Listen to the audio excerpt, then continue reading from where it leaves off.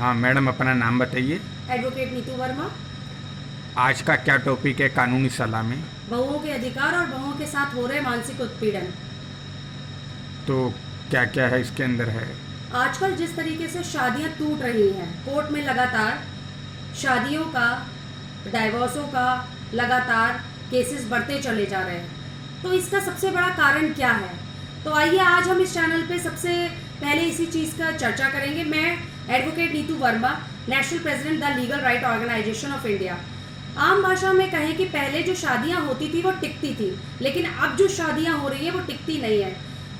ये एक बहुत ही गंभीर समस्या है और ये बहुत ही विचार करने का विषय है। तो आइए आज मैं बताऊंगी, मेरे सामने कई ऐसी शिकायतें आई हैं और इस तरीके की कंप्लेंट आई है कि मैडम हम क्या करें, हमारी शादियों में हमारे साथ बहुत ही मानसिक उत्पीड़न हो रहा है और दबाव बनाया जा रहा है। एक सबसे पहला सवाल मैंने उनसे यही किया कि ये जो मानसिक दबाव बनाया जा रहा है उसका कारण क्या है। तो वो ज़्यादातर यही चीज़ कहते हैं कि शादी में हमने दहेज नहीं दिया, हमने उनकी ख्वाहिशें पूरी नहीं करी, उनको पैसा नहीं दिया।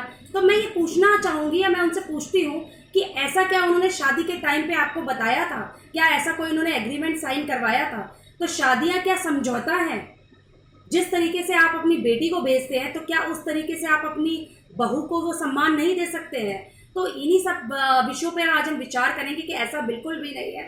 शादी के बाद एक बहू को भी वही अधिकार होने चाहिए जो बेटी को होते हैं। आपको बेटी के साथ भी वही, बेटी के साथ आप जिस तरीके का व्यवहार करते हैं, आपको अपनी बहू के साथ भी वही व्यवहार करना चाहिए, जो कि उचित नहीं है और लोग करते नहीं है। तो इसी बात पर मैं बोलना चाहूँगी कि कई घरों से शिकायत आई है या बहुओं की शिकायत आई है कि मेरे साथ बहुत ही मानसिक उत्पीड़न करा जा रहा है कि अगर तू अपने बाप के घर से पैसा नहीं लेके आएगी तो हम तुझे वहीं पर चल भेज देंगे। और इनके साथ जो इनको शादी करके लाता है, यानी कि इनका पति, वो भी दो राहे पर होता है और वो तुरंत अपने माँ बाप की बात मान के अपनी पत्नी के साथ बहुत गलत व्यवहार करता है। मैं ये नहीं कहती कि अगर पत्नी आपके साथ मानसिक उत्पीड़न करती है या गलत या अनुचित व्यवहार करती है तो आपको शिकायत करना लाजमी है, लेकिन जो पत्नी सहती है और घर में रहती है और लगातार रहती है, उसके साथ इस तरीके का व्यवहार बिल्कुल भी उचित नहीं है। तो मैं यही आपके चैनल पे बताना चाहूँगी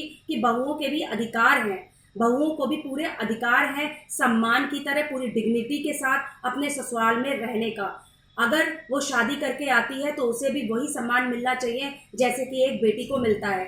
लेकिन कई ससुराल में सास यानी कि ससुर और दोनों ही उसके साथ बहुत ही अनुचित व्यवहार करते हैं। ये कोई भी ज़रूरी नहीं है, ये किसी भी उसमें नहीं लिखा हुआ है कि अगर बेटा जितना कमाता है बहू भी उतना कमाए। बहुत लोगों के सामने ये समस्या आई है, कुछ घरों से समस्या आई है कि बेटा जितनी सैलरी कमाता है बहू के ऊपर दबाव बनाया जाता है कि तुम भी उतनी ही सैलरी कमा के लाओ वरना तुम्हें इस घर में नहीं रखा जाएगा।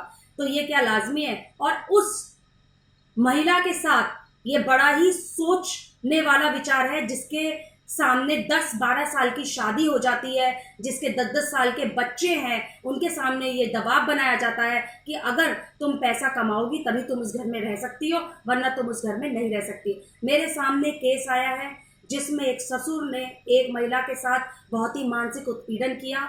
एक रात पहले वो उस घर में उस महिला को छोड़ आते हैं, जिसकी वजह से उसकी बहन सुसाइड कर लेती है अगले दिन। ये बहुत ही सोचनीय वाला व्यवहार है। मैं इस चैनल पर उनका नाम नहीं कोट करना चाहूँगी क्योंकि वो बुजुर्ग जो 90 साल के हैं वो कोर्ट कचहरी के चक्कर नहीं लगा सकते हैं।